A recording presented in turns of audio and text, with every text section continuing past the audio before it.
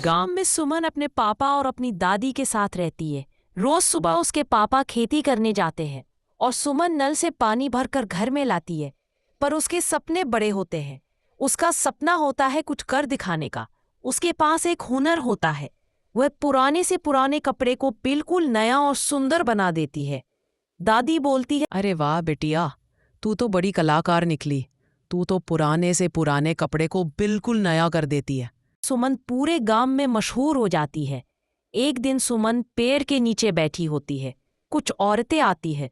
जलन में वह उसकी तरफ इशारा करके कहती है, उल्टी सीधी सिलाई करने से कोई डिजाइनर नहीं बन जाता।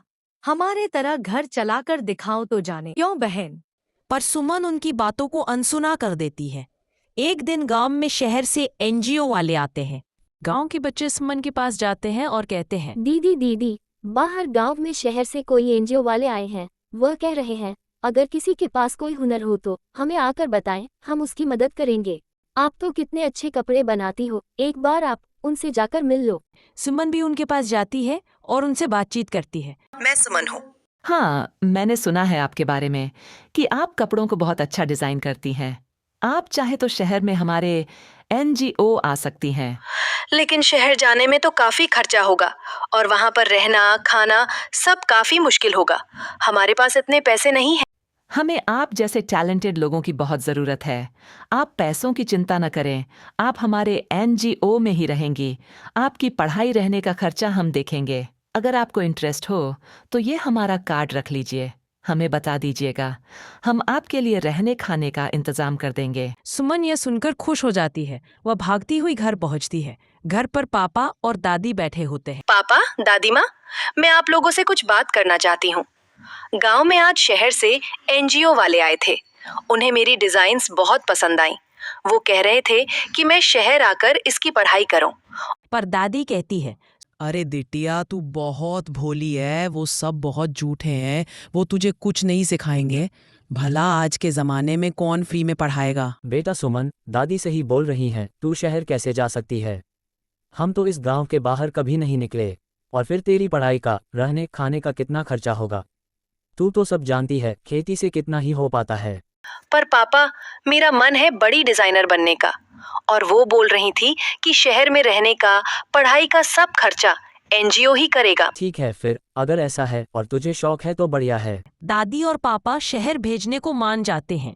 अगले दिन सुमन के पापा और दादी उसे बस अड्डे छोड़ने जाते हैं। सुमन शहर के लिए रवाना हो जाती है। बस से शहर की बड़ी बिल्डिंग की चकाचौंध देखकर सुमन घबरा जाती है। सुमन एनजीओ पहुंचती है। एनजीओ के अंदर जाते ही उसको एक लड़की मिलती है। वह सुमन से पूछती है, एनजीओ में आपका स्वागत है। मैं आपकी क्या हेल्प कर सकती हूँ? मैं सुमन हूँ। गांव में एनजीओ वाले आए थे। उन्होंने पढ़ाई के लिए मुझे यहाँ आने को बोला था। जी हाँ, सर ने बताया था कि आप आने वाली है। आइए, आपको मैं पहले कैंपस दिखाती हूँ, फिर आपको आपके रूम तक छोड़ दूंगी। आपकी क्लासेस कल मॉर्निंग से स्टार्ट होंगी। अगले दिन सुमन जैसे ही क्लासरूम में पहुंचती है, सब बच्चे उसे घूर के देख पर हंसने लगते हैं और उसे कोई अपने पास नहीं बैठाता। जैसे ही सुमन क्लास के बाहर निकलती है तो दो लड़कियां अच्छे महंगे कपड़े पहने हुए उसके तरफ इशारा करके हंस रही होती है और कहती हैं, ये लड़की बनेगी फैशन डिजाइनर। इसके कपड़े तो देखो जरा। फैशन डिजाइनिंग का एफ भी आता है क्या इसे? सच अ विलेज पीपल। सुमन का मन दुखी हो जाता है। वो रोते हुए अपने कमरे में आ जाती है। काफी देर तक वो रोती रहती है। फिर वो जल्दी से उठ खड़ी होती है और मन में तय करती है कि वो बहुत अच्छे से पढ़ाई करेगी और एक दिन शहर की सबसे बड़ी डिजाइनर बन जाएगी। वो बहुत मेहनत करती है, दिन रात पढ़ाई करती है, एक से बढ़कर एक डिजाइन्स बनाती है। पूरे कॉलेज में सब उसकी डिजाइन्स देखकर शॉक्ड हो जाते हैं। धीरे धीरे करके वो अपना बुटीक खोल लेती है। बुटीक में बहुत लोग आते हैं। सबको इसकी डिज़ाइंस बहुत पसंद आती है।